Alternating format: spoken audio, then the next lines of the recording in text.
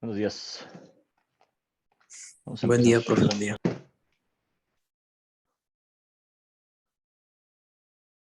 Listo, entonces,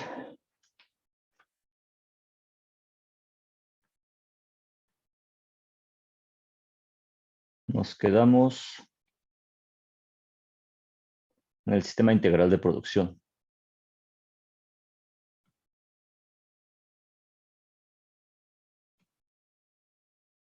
Ok. Entonces estábamos viendo lo que es el sistema integral de producción, estábamos viendo los nodos, estábamos viendo cuáles son los componentes de este sistema y lo que vimos fue que pues tenemos un yacimiento, tenemos un pozo, ok, tenemos esto que es el yacimiento, esto que está acá abajo, que pues de aquí va a salir todo el hidrocarburo. Y luego, para que pueda subir hacia el pozo, pues necesitamos, más bien, para que pueda subir hacia la cabeza necesitamos un pozo, ¿no? ¿Qué es esto? Exactamente. A esto le vamos a llamar tubería de producción. Entonces ya tenemos dos componentes, yacimiento, pozo o tubería de producción. Y llegamos a lo que es la cabeza del pozo, ¿verdad? Y aquí, cabeza. Y después tenemos el estrangulador que está metido en esta válvula lateral. Y después tenemos la línea de descarga y al final, pues esta línea de descarga nos va a llevar hasta la batería de separación o al separador primero. Ahora aquí en los dibujos luego, pues a veces es difícil de entender cómo están las baterías, cómo están los separadores y pensamos que está muy cerca, ¿no? Pero a veces estas líneas de descarga pues llegan a estar hasta unos 5 kilómetros, 8 kilómetros, estos ductos, o a veces hay ductos que interconectan y entonces pues no están tan cerca, ¿verdad? Y a veces pues en los dibujitos y cuando estamos aquí pensamos que todo está como que muy cerca, todo está como que muy conectado, pero la realidad es que no, cuando ya estamos a nivel de campo, la realidad es que pues están separados, que están a veces muy alejados. Cuando son marinos, pues tienes que recorrer 8, 10 kilómetros en el mar y luego ya salir a las terminales. Entonces, pues no es así como a veces lo creemos, ¿verdad? Por eso siempre es bueno ir a campo, porque a veces ahí ya vemos las cosas físicamente. No les digo que se la pasen trabajando en campo tampoco, pero sí, pues quizás darse una vuelta ahí en campo cuando se pueda. Si llegan a ir a Poza Rica algún día, de hecho, ahí pueden ver los pozos que están en medio de las casas. No sé si alguien de aquí es de Poza Rica o de esa región, pero incluso hay unos campos de béisbol y está el pozo, ¿no? Pero antes no había macroperas, o bueno, antes las áreas donde se hacían los pozos, pues como eran pozos verticales, entonces perforaban el pozo, pero el área era muy extensa, porque tenían que prácticamente aislar varios, no sé, unos 500, 1000 metros de metros cuadrados, ¿no? Y el pozo iba en medio.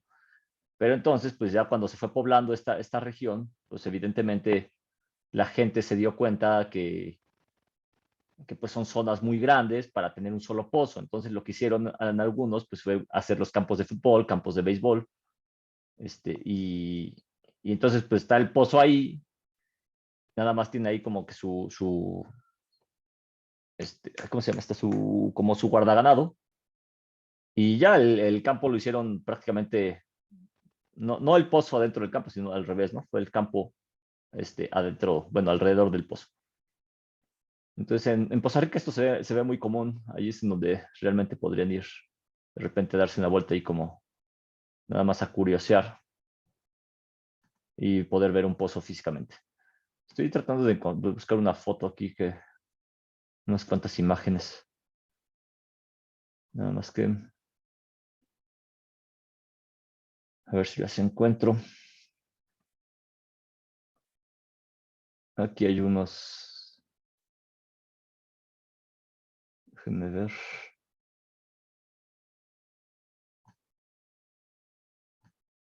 Entonces, si nunca han visto un pozo petrolero, yo creo que Poza Rica es una buena opción. La verdad, hacia el sur también puede haber, pero luego ahí sí están cerrados. Ahí sí están cerradas las horas, las áreas. Y en Poza Rica, pues, o sea, se supone que está cerrado, pero bueno, o sea, se ve muy. O sea, está en medio de la ciudad, ¿no? Está exactamente cuando la gente anda por ahí. Y el asunto es que esa ciudad, pues, más bien esos campos, pues en teoría estaban afuera de la ciudad, pero después la mancha urbana, pues empezó a crecer y al final los campos terminaron rodeados por la ciudad. Por aquí ya los encontré. Entonces, cuando les hablo de líneas laterales, aquí está. Pues este es un cabezal. Esta es una cabeza de pozo. Esta es la cabeza del pozo. Y aquí, este es un manómetro. Por eso, esta es la presión. Esta presión que se está tomando con este manómetro, esta presión se toma exactamente en la cabeza del pozo. Esta es la presión que nosotros vamos a considerar PWH, que es la que yo le estoy diciendo. Es decir, tú vienes del yacimiento, ¿no? Y tú en el yacimiento tomaste una presión, que es PWF, ¿ok? Entonces, cuando sale y cuando sube por la tubería de producción, entonces ahora sí ya llegas a la cabeza. Esta es la cabeza del pozo. Y en la cabeza, tú aquí vas a tener un estrangulador. ¿En dónde está el estrangulador? Bueno, el estrangulador está en esta parte, déjame ver si puedo editar esta cosa.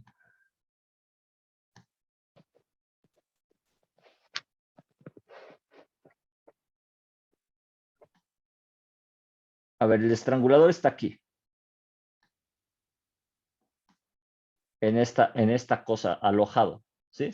Entonces, cuando yo les digo la presión corriente arriba, quiere decir que tú vienes por acá, ¿no? Traes el flujo. Llegas a lo que es el árbol de válvulas, que es esto. Y luego llegas a la línea lateral de producción, que son estas de acá arriba. Entonces, esta presión es la que yo les decía, o la que yo les digo que es presión corriente arriba. Está antes de cruzar el estrangulador. Y luego, cuando pasas a través de ese estrangulador, generas un delta P, ¿sí? Y llegas a la presión corriente abajo, que es esta de acá. Es decir, esta que está tomando el manómetro es una PWH. ¿Sí? Es la presión en la cabeza del pozo. Y luego esta que está después del delta P, que vamos a ponerle delta P, H del choke. Entonces, esta presión de acá abajo sería ya la presión en la línea de descarga, ¿sí? O es la presión con la que tú vas a descargar y es la presión corriente abajo.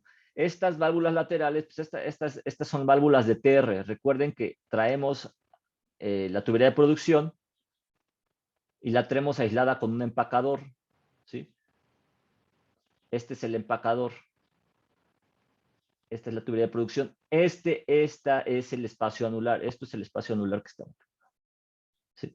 Y el flujo va por adentro de la tubería de producción, normalmente. No les digo que siempre, porque a veces no llega a ir por adentro, ¿no? Pero bueno, vamos a verlo en un caso típico, en un caso de escuelita, en donde el flujo va por dentro. El empacador aísla estas válvulas, estas válvulas de acá abajo, son válvulas de la TR. Esas válvulas te van a dar la presión si tú llegas y colocas un manómetro en la válvula. De hecho, aquí no se alcanza a ver, pero aquí debe tener una salida de este lado, no se alcanza a distinguir, pero tiene otra valvulita como esta del manómetro para que yo le pueda conectar también este dispositivo, ¿no? Que es el manómetro que me va, si yo lo conecto, vamos a suponer que la valvulita está más afuera, ¿no? Pero vamos a suponer que está por acá, yo le conecto el manómetro aquí y yo puedo medir la presión en la TR. Entonces, con eso ya tengo una presión en la tubería de revestimiento y tengo la presión en la tubería, bueno, más bien en la cabeza, la PWH, y luego la presión en la línea de descarga.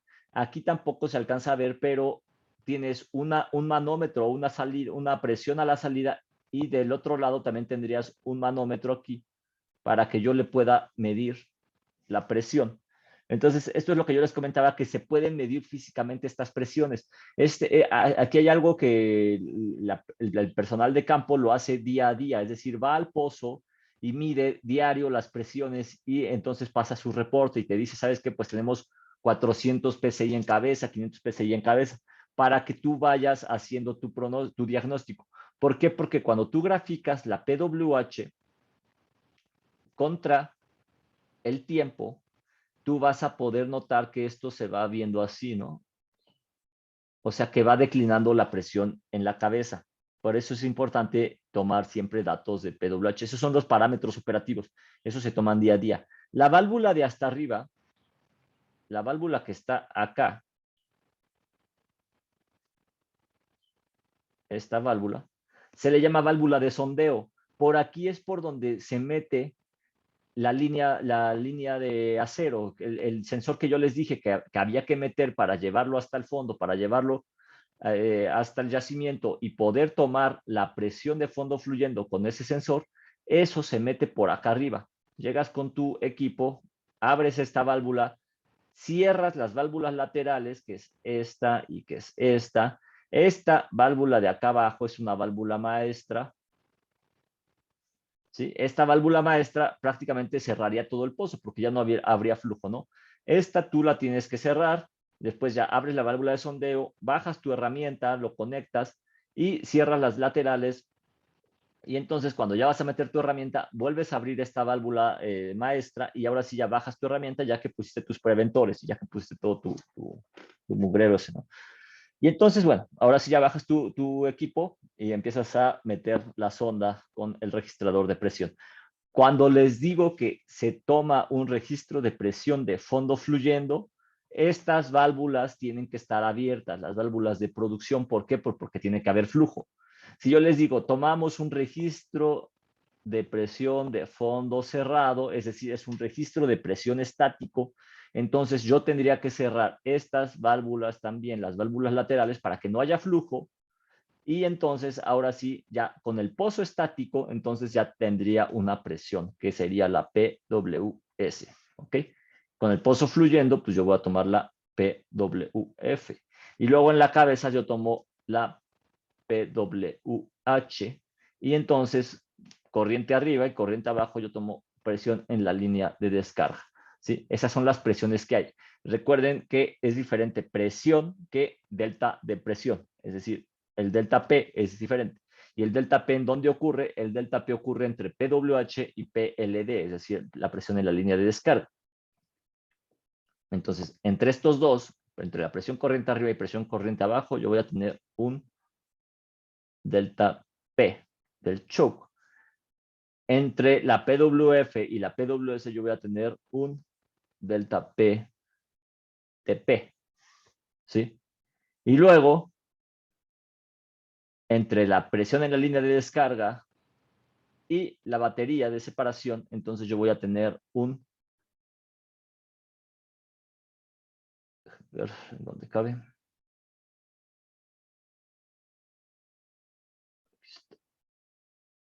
Yo voy a tener delta P en la línea de descarga, ¿sí? Y luego en el yacimiento, pues yo voy a tener un delta P del yacimiento, ¿ok? Y esos son los delta P. Entonces, estos delta P son los que tenemos que determinar. ¿Por qué? Los que tenemos que determinar empíricamente o matemáticamente. ¿Por qué? Porque las delta P o las presiones yo sí las puedo tomar físicamente. Y de eso no hay bronca. El problema es determinar estas delta P. ¿Ok? Entonces, este es el pozo. Y esto es a lo que yo iba. Entonces, déjame ver. Esto es un cabezal. En el cabezal recuerde que es donde confluyen diferentes líneas de descarga. Observen que aquí hay una tubería. Aquí van a llegar diferentes líneas de descarga. ¿Ok?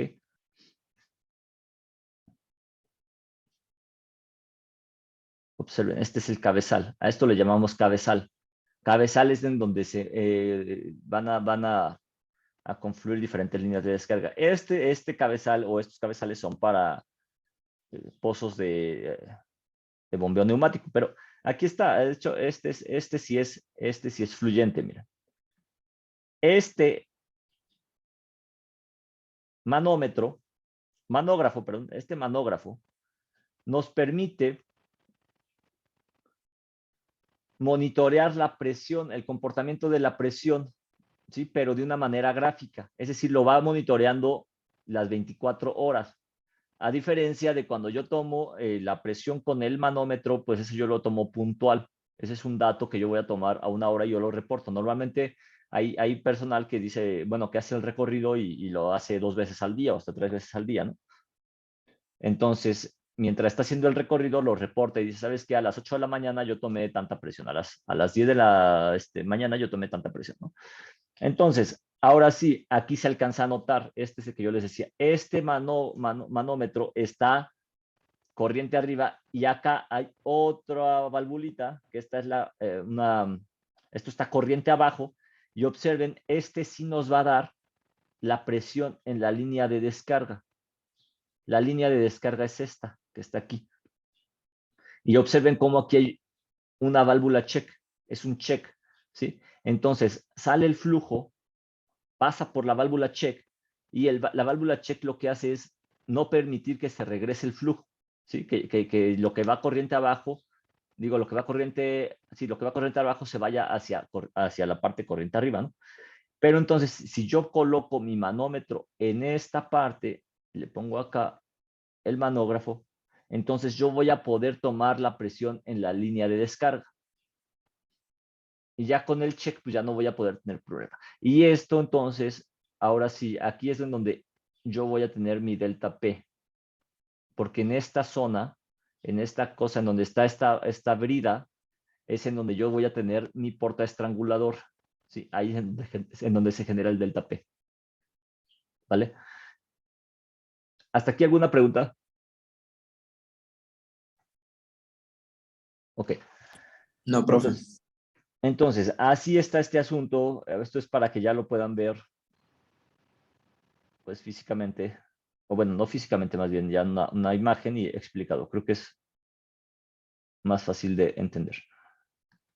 Y esto es lo que yo les decía, que las macroperas, las zonas de pozos, observen el tamaño de esto. Aquí son varios pozos, pero observen la zona alrededor de este pozo. ¿Sí? Es muy grande. Entonces, en Poza Rica lo que se hizo, pues fue, ¿sabes qué? Pues como es muy grande la zona, entonces pues le meten ahí un campo de fútbol, un campo de béisbol, y entonces ya conviven con los pozos. Y aquí está, este es el mismo, un árbol también de válvulas. Esto es lo que yo les decía, la tubería, esta tubería es de la línea de revestimiento, de la tubería de revestimiento. ¿Sí? También están conectadas. Este es otro árbol, árbol de válvulas, otro pozo fluyente. En esta macropera traíamos BN y algunos equipos de bombeo mecánico. Esto que están viendo acá atrás es un equipo de bombeo mecánico. Esta es la línea de descarga, es lo que les estoy comentando. Ya cuando baja el flujo, bueno, más bien cuando pasa el fluido, pues ya pasa a través de esta línea de descarga y esta es la que ya te conecta, pero ya con todo lo que es el cabezal. El cabezal está acá atrás. Ahí medio se alcanza a ver.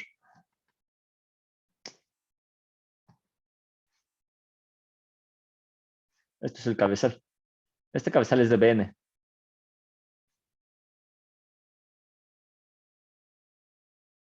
¿Sí? Observen cuántos pozos. A esto se le llama cabezal. Hay cabezales periféricos.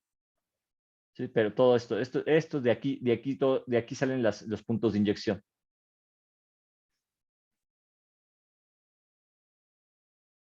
Estas válvulas son válvulas motoras. Son válvulas que abren y cierran para permitir el flujo de gas. Estas son las válvulas que controlan el paso del gas.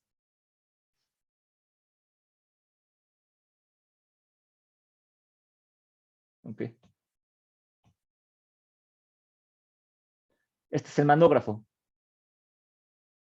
Esto es lo que les digo. Esta es la presión que se va registrando en el manógrafo. Vamos registrando esta presión y observen cómo se alcanza a detectar la variación que existe entre diferentes puntos.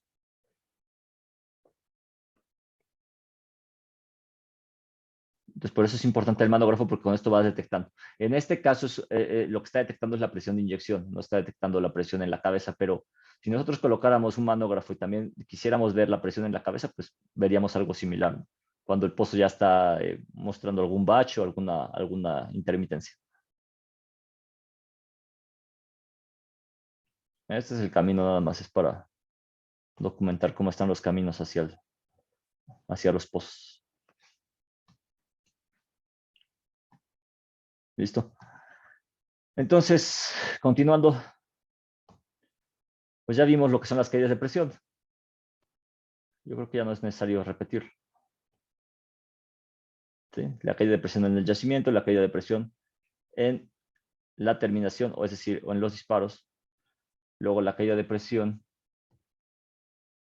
en la tubería de producción, que sería PWF menos PWH. La caída de presión en el pozo. Y la caída de presión en la línea de descarga. Y eso nos da la caída de presión total. Entonces, esto es lo que yo les comentaba. La caída de presión en el yacimiento es lo que nos da la IPR, o el comportamiento de afluencia, que es lo que habíamos visto con Vogel y Darcy. ¿Sí? Con eso determinamos la caída de presión en el yacimiento. Es un delta P. Pero nosotros cuando vamos pasando de ese delta P, es más bien, tenemos el primer delta P que es en el yacimiento. Luego tenemos en la cabeza del pozo, tenemos otra caída de presión. Esta presión en la cabeza, recordemos que era cuando yo colocaba el nodo solución en la cabeza, que es la presión, la PWH o PTH. Le llaman también PTH o PWH en alguna nomenclatura, sobre todo en inglés van a encontrar PTH porque es Pressure Tubing Head. ¿Okay? Entonces, así van a encontrar. La curva típica de una presión en cabeza es esta naranja, o bueno, esta amarilla, no sé. La curva en el yacimiento es esta roja. ¿Sí? Así cuando ustedes lo grafiquen, lo tendrán que, o se va a tener ese comportamiento. Esa es una segunda caída de presión. Y luego tenemos la presión en el separador. Lo que hay entre PTH, que es decir, la presión en la cabeza, y la presión en el separador es otro delta P, que eso va a ser un delta P3. ¿Sí? Y luego ya cuando llegas al separador, este comportamiento que tiene de aquí es el delta P que ocurre cuando pasa a través del separador. Cuando pasa a través del estrangulador, perdón. ¿Ok? Entonces, no vamos a meternos ya en propiedad de los fluidos. Esto ya lo vimos en el tema anterior. ¿Sí? Nada más recordemos que tenemos 5 tipos de yacimientos. ¿Cuáles son esos 5 tipos de yacimientos, por cierto? Aceite negro, volátil, gas condensado, gas húmedo y gas seco. Perfecto. Gracias, Ulises Scholl. Y esto, acá abajo, pues son los colores que se van presentando en la medida que vamos disminuyendo la densidad. Entonces, el primer color, esto que está acá, es prácticamente para un condensado. Y esto que está hasta la orilla, hasta el lado izquierdo, es prácticamente ya para un aceite negro, ¿no? Entonces, mientras más oscuro, pues es porque va liberando más componentes ligeros, o tiene menos componentes ligeros, las cadenas, las moléculas, más bien las cadenas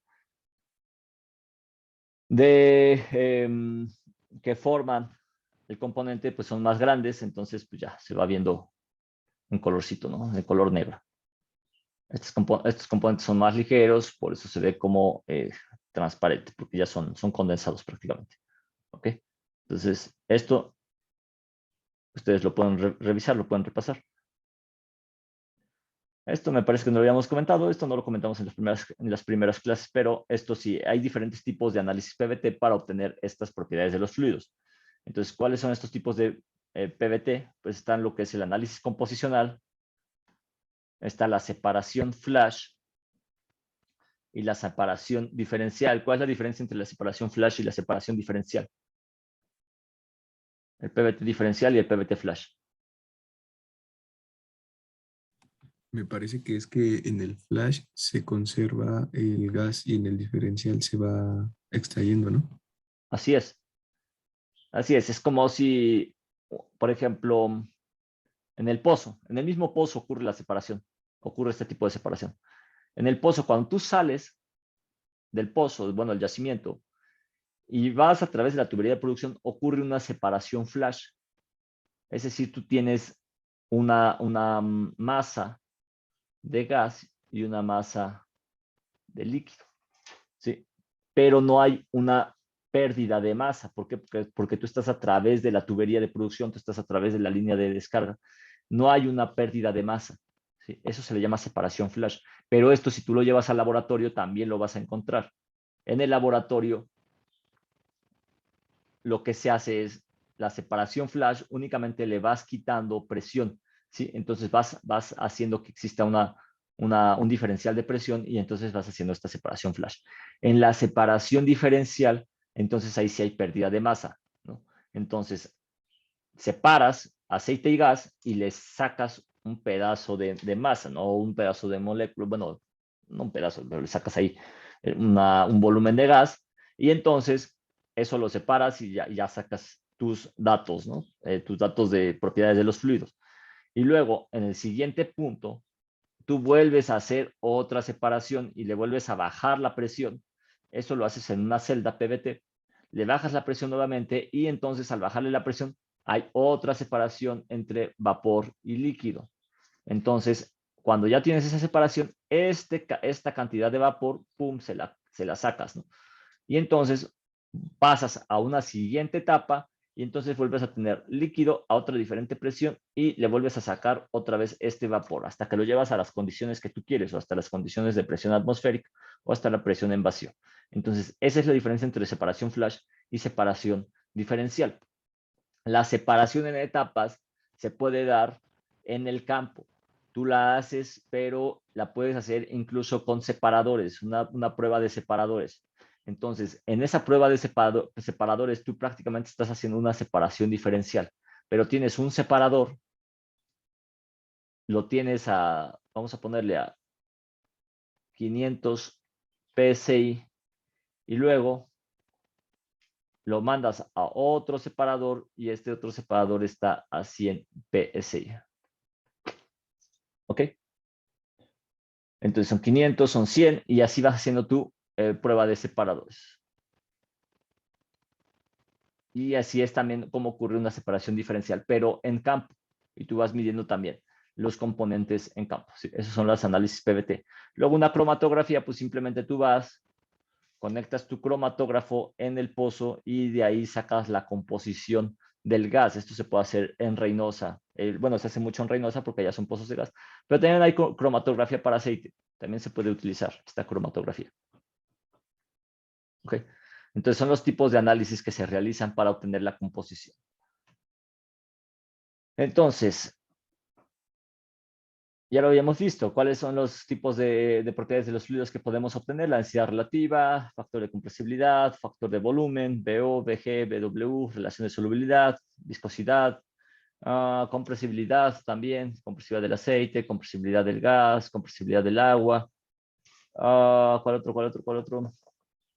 Los grados API,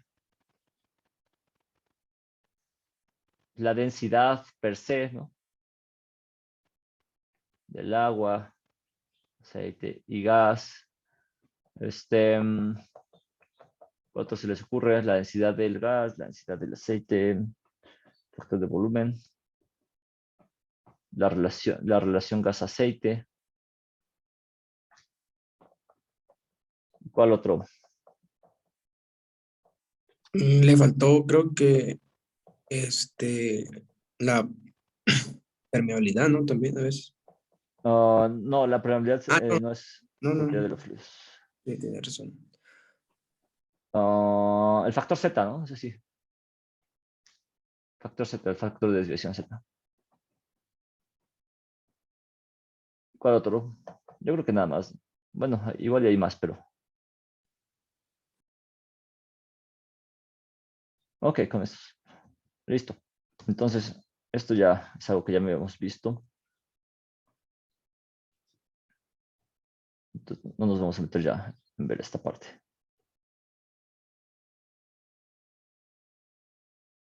Ahora,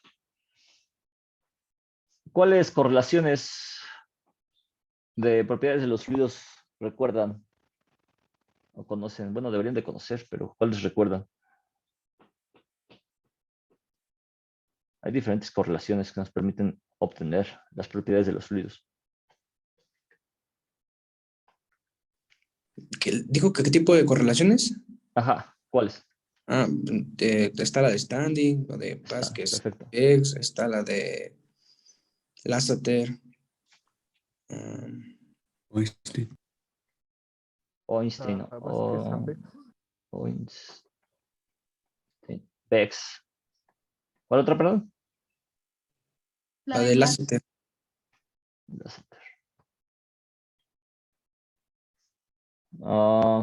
Standing, Vázquez, Einstein, Bex, Lasseter. ¿Cuál otro más? ¿Cuál otro más? La de Glaso. Glaso, sí, claro. Glaso. Son como las comunes, ¿no? Hay otras también. Hay otro que se llama Hussein, ¿no?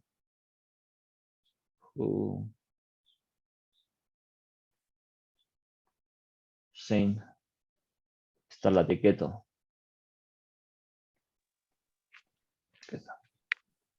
¿Podría ser la de Hagedorn y Brown? No, ese es de flujo multifásico. Itzel. Pero lo vamos a ver más adelante. También es una correlación, pero esas son de flujo multifásico. Estas correlaciones son de propiedades de los fluidos. Tengan mucho cuidado en estas correlaciones, porque la verdad es que a veces llegan a confundir de repente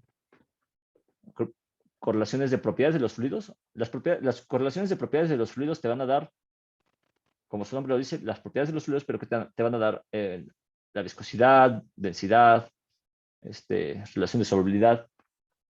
Y las otras, las que son de flujo multifásico, que las vamos a ver más adelante, no se las voy a decir en este momento porque si no, se podrían confundir. Entonces, pero esas correlaciones te van a dar lo que son las caídas de presión en el sistema. ¿Sí? Entonces, nada más, estas recuérdenlas y no las vayan a confundir, porque si las llegan a confundir, pues podrían reprobar. ¿Listo?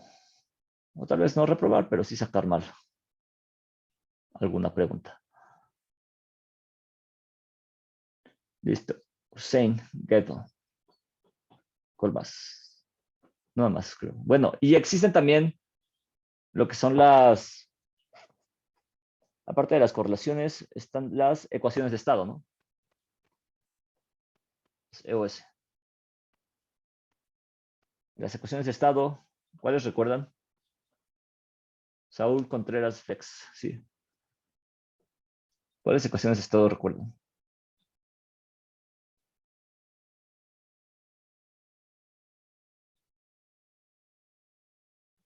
Las ecuaciones de estado también nos permiten obtener estos valores, pero son de una manera matemática, ¿no? Estas correlaciones que están aquí son empíricas.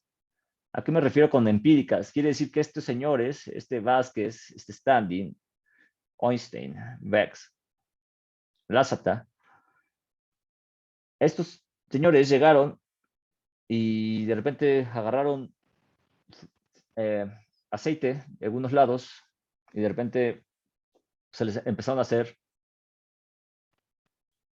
experimentos y de esos experimentos empezaron a obtener esta viscosidad distancial. Es decir, que están, al final estas correlaciones están acotadas o están en un rango que deben cumplir. ¿Por qué? Porque no es lo mismo que yo tome un aceite de mexicano del norte que un aceite mexicano del sur, o que tome un aceite gabacho por ejemplo, de Midland, que de un aceite de Costa Afuera, etcétera, ¿no? Entonces, cada una de estas correlaciones está acotadas a un cierto rango. Y las ecuaciones de estado no, las ecuaciones de estado son modelos matemáticos que permiten obtener las propiedades, pero en un rango más extenso. ¿Por qué? Pues porque es un modelo matemático que se ajustó a un rango muy amplio de posibilidades. Van der Waals, así es, Itzel. Gracias. Penck Robbins, creo que también hay una que se llama así. Penck Robinson, claro. La de Redlich Wong también. Van der Waals. La del gas ideal creo que también está dentro de las ecuaciones. Oh, es, a ver, Van der Waals, Penck Robinson.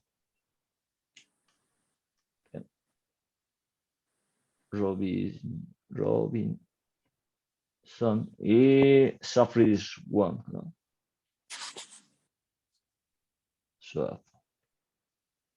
Algo así se escribe.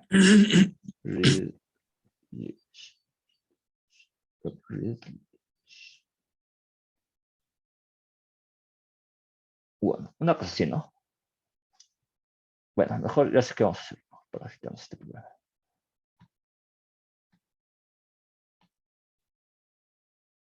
No sé cómo se escribe.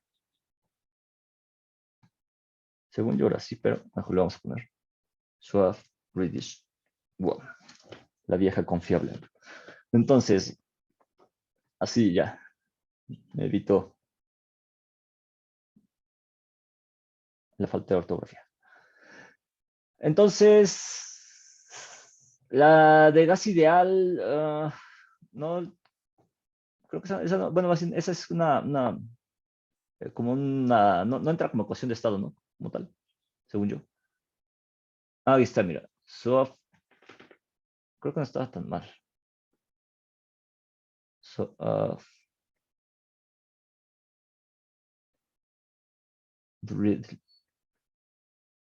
Fuck. Oh, shit.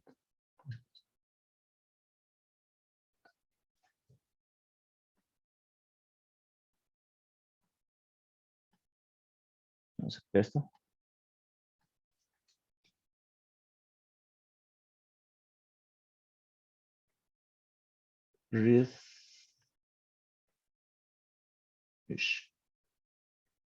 Fuck. Sí estaba mal. Bueno, listo. Una cosa así. Ahí está. Así está. Entonces, son ecuaciones de estado. Vamos a quedarnos con estas. Hay más, de hecho. Pero bueno. Son las que traemos y nos permiten un rango más flexible. Esto es de propiedades de los fluidos. Entonces, para que no lo vayan a mezclar con correlaciones de flujo multifásico, porque de repente empiezan a hacer ahí la mezcla y entonces, pues ya, hacen una confusión muy grande. Y eso les va a servir también para cuando estén aplicando flujo multifásico, para cuando estén en la materia de flujo multifásico, entender la diferencia entre este tipo de correlaciones. No confundan las correlaciones, ¿ok? Entonces, Standing, por ejemplo, lo que yo les comentaba, para aceites de California, Vázquez para campos de todo el mundo, Einstein para el Mar del Norte, Lasseter para Canadá, Estados Unidos y América del Sur. ¿Sí? Y así hubo muchos autores que empezaron a sacar sus propias correlaciones. ¿Ok? Entonces, déjame ver esto. Perfecto. Una vez que ya vimos las propiedades de los fluidos, recordemos que las propiedades de los fluidos están en función de los cambios de presión y temperatura. ¿Okay? Entonces, cuando nosotros llegamos al pozo, bueno, salimos del yacimiento y empezamos a atravesar el pozo, tenemos diferentes cambios de presión y temperatura. ¿Eso qué genera? Pues que haya cambios en las propiedades de los fluidos. ¿Sí? Entonces, esos cambios y esas variaciones, pues, son las que van a afectarnos en las propiedades de los fluidos y son las que nosotros tenemos que ir considerando. Entonces, las propiedades de los fluidos están inmersas en todo el momento de la vida o del ciclo de producción. Ok, entonces, vamos a... Ya nos va a dar tiempo, pero nos vamos a quedar ya en la parte de fundamentos de flujo multifásico en tuberías. ¿Va? Entonces, aquí nos vamos a quedar para la próxima clase, que va a ser el próximo lunes. Sí, sí hay clase el lunes. Ok. Perfecto. Entonces, fundamentos de flujo multifásico en tuberías. Aquí nos vamos a quedar. ¿Hay alguna pregunta hasta este momento? No hay en esto alguna pregunta. ¿Tienen alguna pregunta con la serie? Hay un ejercicio que se repite. A ese nada más hagan referencia al que ya resolvieron y pónganle ahí, ya se resolvió, no sé, en la 10 o sea, si ya lo resolvieron en la número 10, en la 14 le ponen ahí ya resuelto en la número 10. Pero no lo dejen libre, no lo dejen sin ponerle ahí que ya lo resolvieron. Profe, yo sí tengo una duda. Adelante, Carla Trujillo. En el ejercicio 18 nos pide trabajar con la deficiencia de flujo, pero bueno, en las diapositivas que nos pasó lo hizo con el ejemplo, viene con método gráfico, con ese lo trabajamos. En el ejercicio 18. No, no, el gráfico no, ese no, ese no. No, utilicen el de eficiencia, es decir, también les pasé o les expliqué unas ecuaciones con eficiencia de flujo. O sea, tenías que utilizar la eficiencia de flujo Y luego standing, ¿perdón? y luego standing, me parece. A ver, déjame ver esto.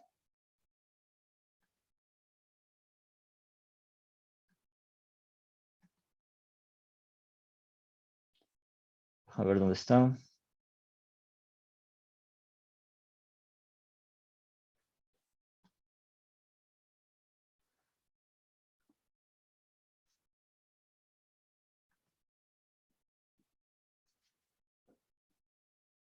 ¿Dónde estás? A ver.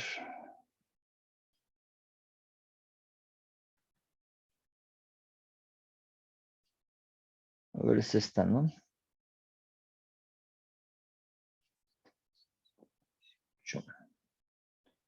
Aquí está. Que tiene los siguientes datos de una prueba de producción. Claro, la eficiencia de flujo es de 0.6. Sí. Me parece que es en el tema de comportamiento de afluencia. Tienes que utilizar esta eficiencia de flujo, pero ¿qué tenías que hacer? Pues obtener el gasto con esta eficiencia de flujo. Yo te estoy dando un gasto de PWS 2500, te estoy dando un gasto de producción, pero con una eficiencia de flujo de 0.6. Entonces tú tienes que obtener los valores, déjame ver cómo está aquí. Realizar el gasto máximo que se puede aportar una eficiencia de flujo, realizar las pruebas de IPR, eficiencia de flujo I1, proponer 5 gastos, claro. Pero tú tienes aquí una ecuación que te da la eficiencia de flujo.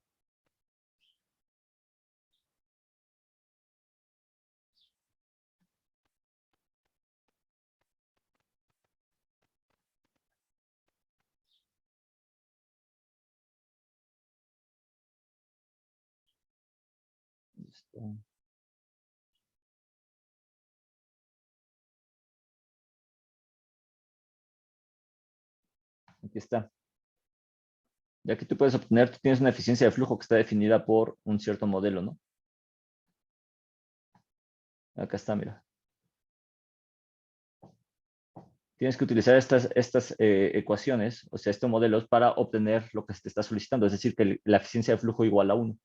Entonces tienes que irte a la definición de eficiencia de flujo para que puedas obtener ese valor de eficiencia de flujo igual a 1. Porque yo te estoy dando la de 1.6, que es esta, que es de 600. Tendrías que obtener la eficiencia de flujo a 1 y hacer referencia a las ecuaciones que te estaba mostrando anteriormente, que vienen en el tema 1. Ok, perfecto, gracias. ¿Sí? hay una definición de eficiencia de flujo que involucra el gasto con daño y el gasto sin daño. Recuerda que la eficiencia de flujo de 0.6 quiere decir que tiene daño, ¿sí? Entonces, esa correlación o esa ecuación te involucra el gasto con daño y el gasto sin daño. Y tú aquí lo que necesitas obtener es el gasto sin daño, que es el gasto con eficiencia de flujo igual a 1. Y hacer las curvas. Lo que tendrías que hacer es trazar las dos curvas de IPR en la misma gráfica, ¿sí? Es decir,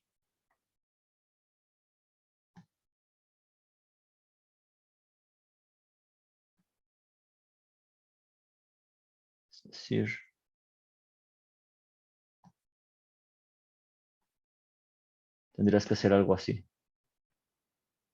Eficiencia de flujo igual a 1, eficiencia de flujo igual a 0.6 en esta misma gráfica para presión contra gasto. Para una curva de IPR, que es lo que se te está pidiendo.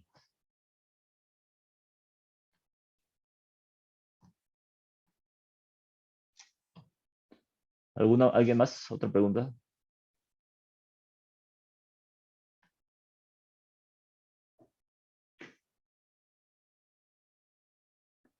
Ok, parece que no.